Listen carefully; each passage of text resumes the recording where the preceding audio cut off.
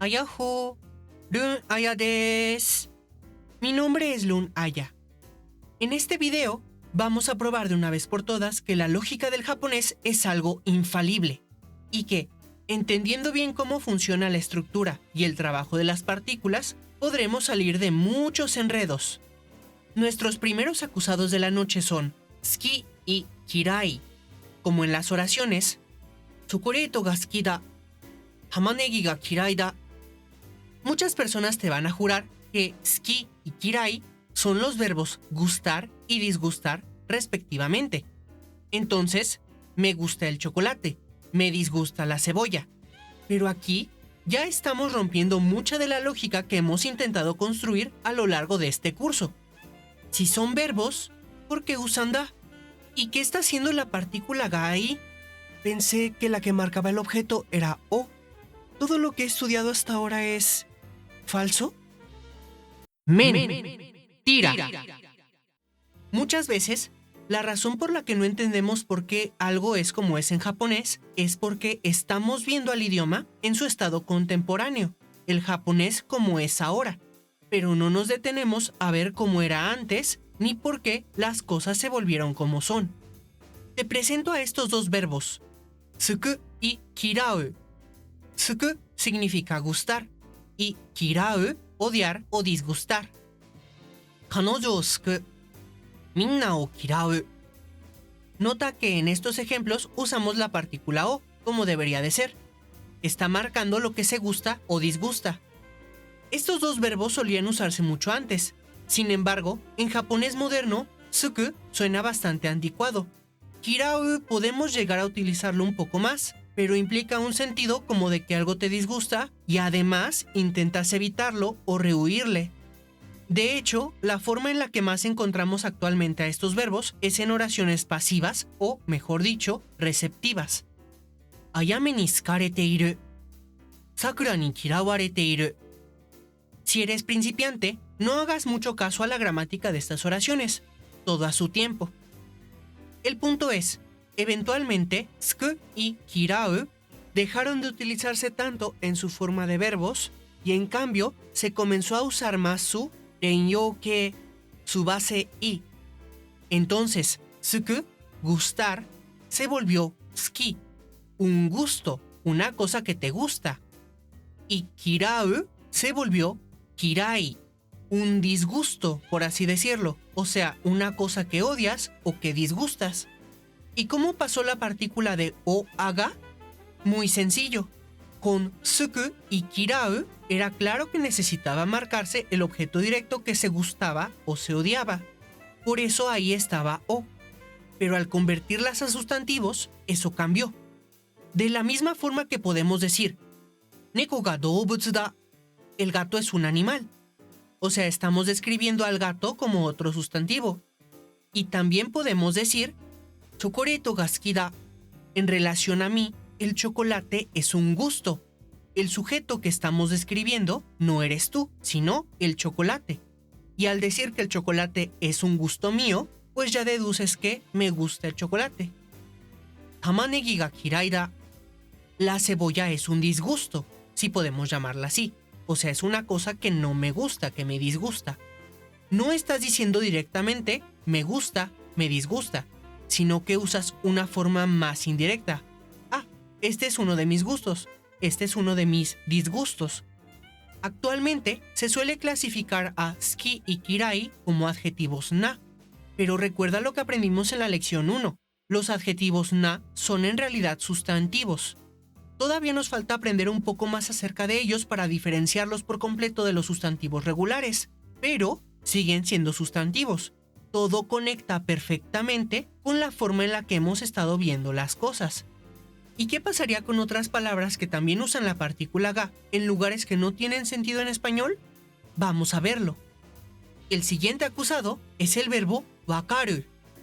Watashi wa hon ga wakaru. Podemos omitir el watashi wa, como ya sabemos, pero para efectos del ejemplo vamos a dejarlo ahí. La gente suele decir que wakaru significa entender, y por lo tanto, esta oración significa entiendo el libro. Y nuevamente surge el problema de las partículas. ¿por qué partícula ga y no o? Aclaremos una cosa. Wakaru no es entender como tal. Eso también es una mentira. Wakaru, por el kanji, está muy relacionado con los verbos wakeru, separar o dividir, y wakareru, separarse o dividirse. Tienen significados muy similares. Y esto es porque este kanji representa una katana dividiendo o separando algo en dos partes. Cuando algo es comprensible, es como si pequeños pedacitos de información se fueran separando o dividiendo ante ti.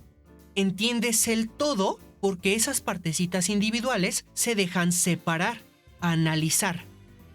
En este sentido, podríamos pensar que wakaru se interpreta mejor como un hacerse entender.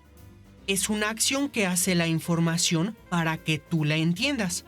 No es que tú la hagas entender, sino que la información se hace entender para ti.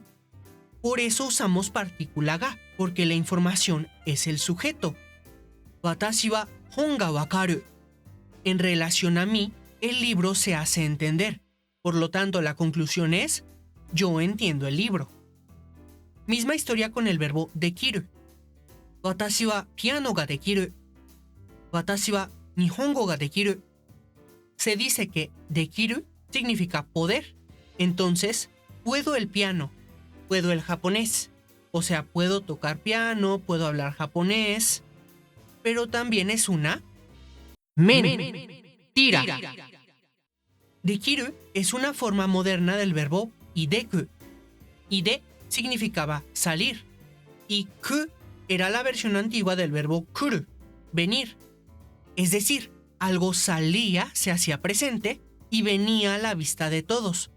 En este sentido, era como si una habilidad se manifestara y se dejara ver. Como estamos hablando de la habilidad misma que se manifiesta en relación a ti, usamos partícula ga, porque la habilidad se manifiesta. Piano ga dekiru. En relación a mí se hace presente la habilidad de tocar el piano. Por lo tanto, yo puedo tocar el piano. Nihongo ga dekiru. En relación a mí se manifiesta la habilidad de hablar japonés. Me es posible hablarlo. Las siguientes acusadas vienen en grupo. Jouzu, heta, tokui, nigate. Nihongo ga jouzu da. Ryori ga heta da. Gengo ga tokui da. Sakkar ga nigate da. Se suele decir que jouzu es hábil, heta es torpe, tokui es hábil y nigate es... ¿torpe? Mentira. Vayamos entendiendo qué es lo que quiere decirnos el kanji y trabajemos a partir de eso. Jouzu, heta, literalmente son una mano arriba y una mano abajo. En ese sentido, podemos pensar que se refiere a que alguien tiene una buena mano o una mala mano para algo. Heta lo podemos usar para alguna falta de habilidad nuestra o de alguien más. Pero jouzu se suele usar más para hablar de las habilidades de otra persona, especialmente como un tipo de cumplido. Nihongo ga jouzu da ne. ¿Tienes buena mano para el japonés? Literalmente, en relación a ti, el japonés es mano arriba. Ryori ga heta da yo. Tengo mala mano para la cocina. Literalmente, en relación a mí, la cocina, el preparar comida, es mano abajo. Después tenemos a nigate. Te representa a una mano y el otro kanji es sufrimiento o algo amargo. O sea, no solo es que tengas una mala mano haciendo algo, sino que se le añade el sentimiento de que algo no te gusta, es amargo o incómodo de hacer. Y principalmente se usa para describir algo de nosotros mismos, no de otras personas. Sakkar ga nigate da. El fútbol es mi mano amarga, o sea, no soy buena y tampoco me gusta hacerlo. Tamanegi to ninniku ga nigate da. También lo podemos utilizar cuando estamos hablando de comida, cuando es algo que no es placentero ni nos gusta comer. Y al final tenemos a tokui. Con este no es tan importante que revisemos el kanji. Puedes pensar en él como un punto fuerte, y también se usa para describir algo de nosotros mismos. Gengo ga tokui da. Los idiomas son mi punto fuerte. En relación a mí, son un punto fuerte. Se prefiere utilizar este en vez de jouzu para habilidades propias, para no sonar arrogante o presumido. E igualmente se prefiere jouzu cuando hablas de las habilidades de los demás. Por último, veremos al verbo suru. La gente dice que este verbo significa hacer. Ryori o suru, hacer la comida, cocinar. Shitsumon o suru, hacer una pregunta, preguntar. Pero esto es... no, esto no es mentira, sí es real. Sí, la mayoría de las veces podemos entender a suru como el verbo hacer, no hay problema con eso. Pero hay casos donde podemos interpretarlo mejor como actuar o hacerse presente. Por ejemplo, nioi ga suru, oto ga suru, aji ga suru, kanji ga suru. Si te dijera, por ejemplo, "いい匂いがするね". Si ves, tenemos la partícula ga ahí, pero en realidad no es que el buen olor esté haciendo algo. O sea, no significa el buen olor hace. ¿Qué está haciendo? No. Lo que estoy diciendo es que está actuando un olor bueno. Ese olor se hace presente y lo estoy percibiendo. Van a ser muy contadas las veces donde encontraremos este significado de suru, pero principalmente sucede cuando no lleva ninguna partícula o y en cambio solo lleva partícula ga. Con esto terminamos la lección de hoy. Fue tal vez un poco pesada, pero puedes regresar a este video siempre que te vuelvan a surgir dudas. También puedes utilizar la cajita de comentarios si tienes alguna pregunta o quieres agregar algo a la conversación. Como siempre, hago una mención especial y agradecimiento a la memoria de Cure Dolly Sensei.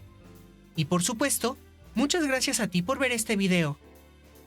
最後まで見てくれてありがとう。